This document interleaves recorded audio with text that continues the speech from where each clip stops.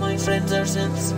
The very first computer that I ever had was a Commodore 64, and I remember my parents got me this for my 5th birthday, which in retrospect seems like a bit of a strange decision. But either way, I've got lots of fond memories of the C64, particularly because my granda at the time would spend hours and hours with me, showing me how it worked, but also going through this big purple kind of textbook thing we had, where there'd be like programs in there that you could type in, and it would create these applications out of nothing, which to me at the time was like black magic or something. I do think that early introduction to the C64 kind of set me down the path I'm on now with my career and my interest in technology and everything. But I also have a kind of affinity with the SID chip and the sound of the Commodore 64 as a result. There's something really special about that kind of bass sound, but also the way the harmonic overtones work and the filter, everything just sounds really nice and distinct to me.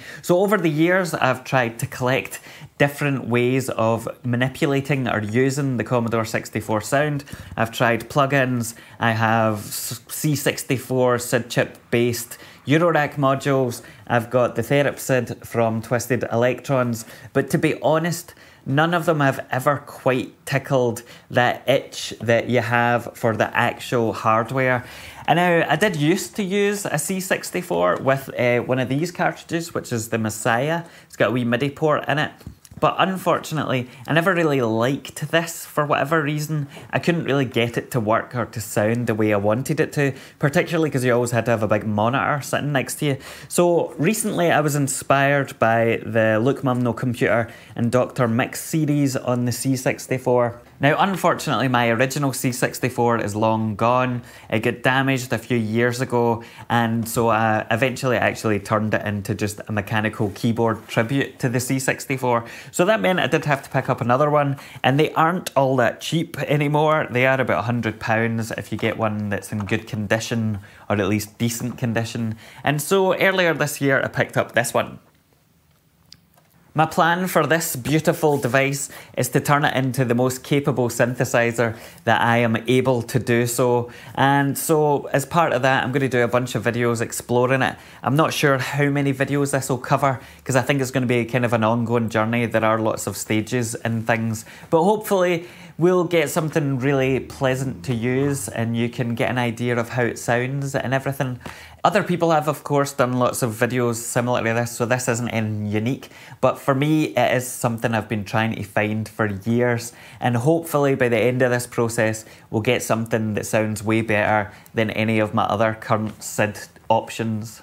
The first consideration you have to have when you get one of these C64s is the power supply, and that's because the original PSUs for the C64 are not reliable anymore if they ever were, and as they age, they run the risk of over voltaging your C64, which can fry the chips inside, which is definitely not something you want. Luckily, there are companies that now produce commercial units which are replacement power supplies for the C64, and I've got one here. It cost me about $40 from a company called Keylog, and they make all sorts of interesting devices, but they do get a decent reputation for these. So I've got one and hopefully that'll do the trick. Now, I haven't actually even tried to turn on this C64 yet because I got a whole bunch of different bits and pieces to explore, and then I kind of got overwhelmed with the amount of work that was going to have to go into it. So it's kind of sat on my shelf for a wee while whilst I kind of worked up the muster to be able to do it. But my plan in this video anyway is to at least turn it on and see if it works and see if I can get a sound out of it. For that, I'm going to need some kind of cartridge. As I showed you, I used to use the MSSIAH cartridge, but I didn't really love that. But the Look Mum No Computer videos turned me on to a different option, which is the Synth Cart. Now, this thing here is the Synth Cart. I ordered this a while ago and it turned up. I have not tried it at all yet, but this is a cartridge which basically acts like MSSIAH, and it turns your Commodore 64 into an analog synthesizer. Now, this is basically just the software which lets you do that. But in order to control it via MIDI, you need another bit of hardware, and that's where this thing comes in. It Gives you a few different MIDI ports in there, which is nice. It's called the Daytel Electronics MIDI interface, which is great. So in theory, I can just plug in my MIDI controller or sequencer and then start to use the Commodore 64 as a synthesizer. However, the problem is there is only one port in the back of the Commodore 64 to plug these cartridges into, and unlike the MSSIAH, which has a MIDI port on it, it's not all contained in one in the Synth Cart, so you have to get some kind of way to plug both of these things in at once, and so that's where this mini expander thing comes in, where you can connect multiple cartridges to the one Commodore 64. Ultimately, I do have bigger plans for this. I am going to install a second SID chip in there with switches and stuff so that I can choose between the different kinds of SID chip. I do happen to have two original different models of the SID chip, so that'll sound pretty cool. And I'll also be able to choose whether it's stereo or mono, but that's going to be a video for another time because I think that's going to be a wee bit of work. The other thing I want to do is build one of the Look Mum No Computer controllers, which I can plug into the Commodore 64 cartridge, which will let me access the parameters of the C64 through some handy dedicated knobs. I've ordered the PCBs and I've got them sitting there half built, but my kind of appetite for building electronics just now is not very high, so again that'll be slightly further down the road. But for today I'm going to plug this thing in for the very first time and see if it works. So wish me luck, because if it doesn't work, well, I'm an idiot. Okay, I've wired the C64 up really basically. I've got an AV cable coming out, going into the TV and into OBS so that I can record the output, because the GoPro doesn't always handle the refresh rates on these very well. And that's kind of it. I've got my new power supply set up and I'm going to turn it on and hopefully it works. Fingers crossed. Hey, look at that old familiar screen. I have to tell you the truth, I did try and turn this on a minute ago without OBS in place, and yeah, I got a garbled output, so who knows what the deal was with that. Fingers crossed. Oh. But this is good. This is a positive step. And now I'm going to install these wee bits and pieces like the Synth Cart and the MIDI interface thing.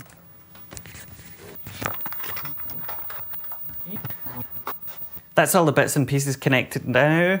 The first thing we're going to try is just a really basic MIDI setup with my Arturia keystep thing and see if I can get the channels and stuff to work the way, or you know, understand the way the channels work, and then I'll go on and try and sequence something.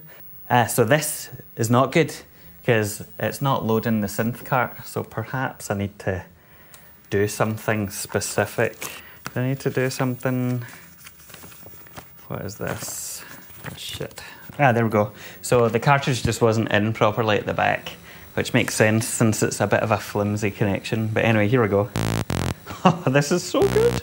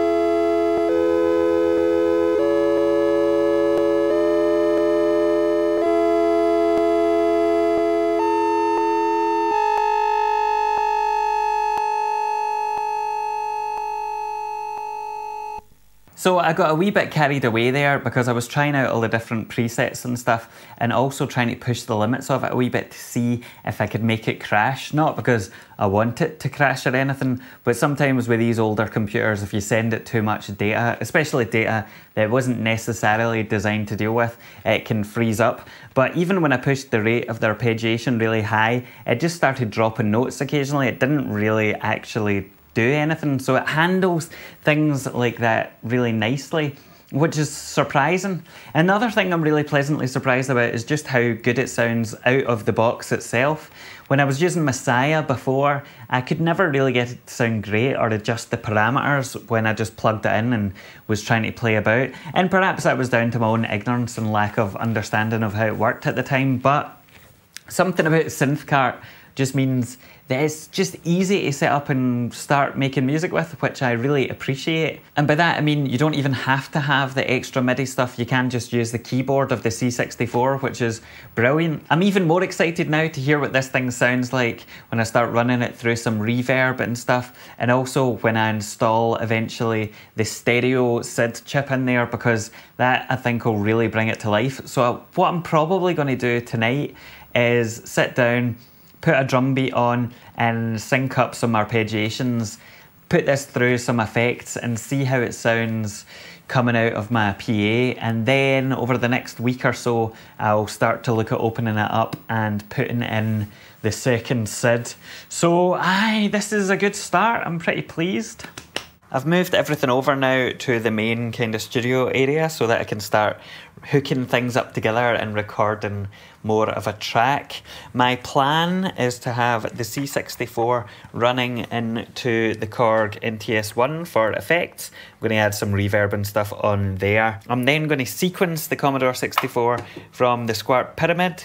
It is also going to sequence some drums, which will come from a Eurorack and the Squid Salalalample thing here, and I'm just going to use the two of them to make the kind of body of the track or whatever. In terms of video, I'm going to monitor things on here, which is my wee tiny 10-inch screen cube monitor thing. Now the one thing that I've noticed is this is so annoying, the fact that it sticks out this far with the MIDI expander, and I've had to turn on and off a few times to get it to recognise the cartridge because it's a wee bit fiddly and it easily kind of gets knocked and stuff, which is not ideal, and I'm not convinced that this is the most practical solution in a long-term fashion. However, I have found there's an alternative option to this whole setup, which I didn't realise, and it's something called the Kerberos Cartridge.